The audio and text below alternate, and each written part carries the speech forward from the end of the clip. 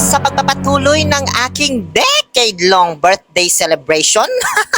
Huwag niyo na akong batiin. Uy, 2 linggo na lumipas. Ito na po yung inaantay ninyong sorpresa na hindi ko naman masyadong ikinagulat dahil napanaginipan ko na. May kakayanan na po kasi akong mahulaan ang future. Charot.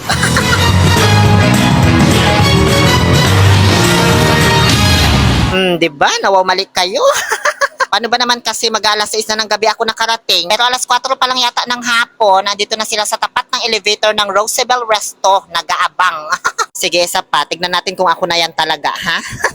Abangan natin kung sino ang susunod na magta-transform ngayong gabi dito lang sa Your Face Sounds Familiar.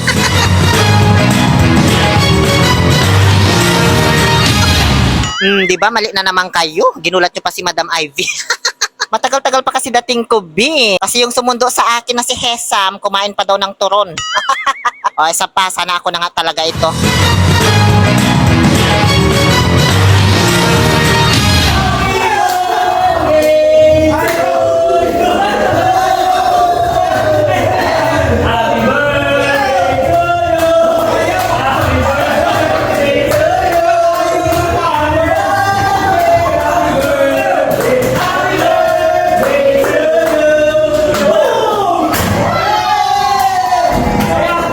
So, yun na po yung surprise. Tapos na.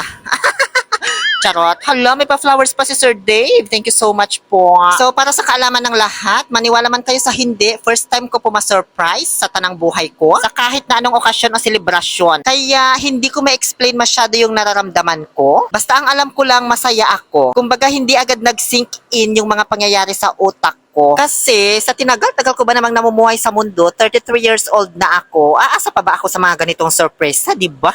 Di sana noon pa. Kumbaga, sumuko na ba yung inner child ko para sa mga ganitong pangyayari ba? Kaya I am so grateful na ipinakilala ni Lord sa akin ang 3 taong ito. Sina Sir Dave, Hesam at Boss Joff na nagplano ng lahat ng ito. And of course, Roosevelt Restaurant, especially kay Madam Ivy at sa lahat po ng staff. Pati na kay Sir Richard na sumundo sa akin. Maraming salamat po sa inyong lahat. So, bali June 2022 po nangyari ang sorpresa na ito. 2 days after my birthday. Kasi day off ni Hesam at ang usapan namin, ililibre daw niya ako ng dinner. Kakain ba sa loob, hindi sa labas, ganyan. Wala rin ako plano mag-vlog kasi akala ko magbabanding lang gagawin namin. Kaya halos lahat po ng video ng vlog na ito ay hindi po galing sa akin. Sinend lamang po nila. Pag-upo namin sa table, hindi pa dyan natatapos ang pa-surprise dahil binigyan pa kami for free ng Roosevelt Resto ng kanilang best seller na dinakdakan bite. At may dessert pa na cake. Ang sarap nito, B! May pansit na siya, gulay na pinakbet, pritong tilapia, at dinakdakan. Syempre, kaya nga dinakdakan bite ang tawag, diba? 199 SR lang to, guys. Good for 4 persons na. Na-promote bigla. O bakit? May pa-birthday surprise sila sa akin. Bukod pa dyan, may naaninag ako sa di kalayuan na picture ko. Kinabahan ako, B. Akala ko kung may nakasulat na in loving memory. Charot. O, diba? May pa-widescreen pa sila. Ano bang tawag dito? Hindi naman to tarpaulin o cartolina eh. Project Nightfall. Projector. Yon, tama, projector, diba? So, ayan po pala yung 3 nag-surprise sa akin. Nagtatawanan sila habang pinagkukwentuhan kung paano nila ako naisahan.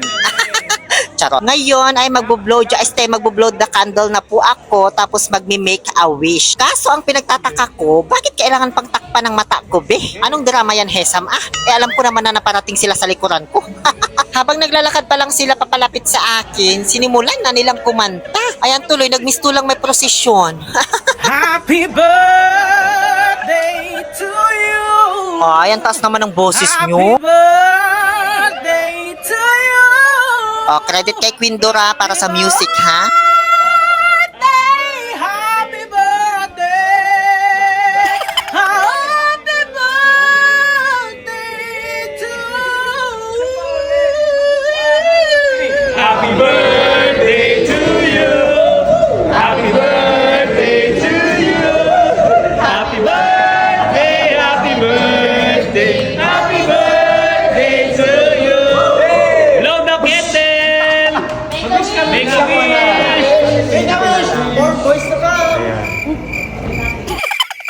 Wow. Ayun.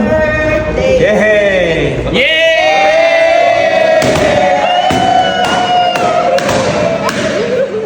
Hala, dati tuwing pista ng patay lang ako nakakapag-blow ng candle. Ngayon pati birthday ko na, Diyos ko. Dalawa pala yung cake kasi dala ni Sir Dave yung isa bukod pa doon sa flowers na ibinigay niya. Tapos si Boss Joff naman, binigyan ako ng polo shirt. Bigay naman ng isang follower from Bahrain yung suot kong t-shirt. So si Hesam lang po talaga walang bigay sa akin. Busy na kasi siya sa iba. Charot!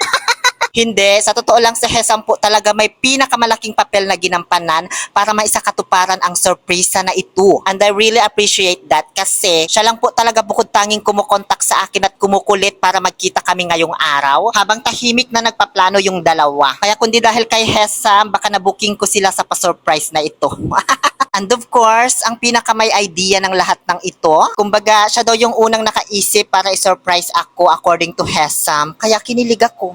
Walang iba kundi si Joff de Dios. Pero syempre, hindi may isa sa katuparan ang selebrasyon na ito, kundi dahil sa isang taong may pinakamalaking connections and resources. Walang iba kundi si Dave Antolin Navarro. Alam kong siya ang kumausap sa Rosabel Management para gawin ang sorpresang ito. Kaya taos-pusong pasasalamat po para sa inyong lahat. Hala, ba't tinakpan man kami ni Madam Ivy? Kumakain kami. Pag-alis ni Madam, tignan nyo, kulang na kami ng isa dyan. O, diba? Sana napunta si Sir Dave? Oy, biglang nawala. After namin kumain, ayan, may pahalo-halo pa pala si Sir Dave, kaya siya nawala kanina. At may langka pa sa ibabaw. Oy, parang ang sarap naman nitong kaharap ko. Charot! Itong halo-halo, tinutukoy ko. Mayat maya ay dumating na rin ang live band performer ng Rosabel, ang Pink Acoustic. Ay, ang pogi naman ng isa sa mga vocalist nila. Thank you Sir Fitz and Ma'am Iche. Tinawag nila ako sa harap para batiin kahit nahihiya ako. Tapos nagkaroon na rin dito ng especially for you segment na abangan nyo dahil isi-share ko sa aking page ang full video soon. So heto, pakinggan nyo munang kumanta ang Pink Acoustic bago ko tapusin ang video.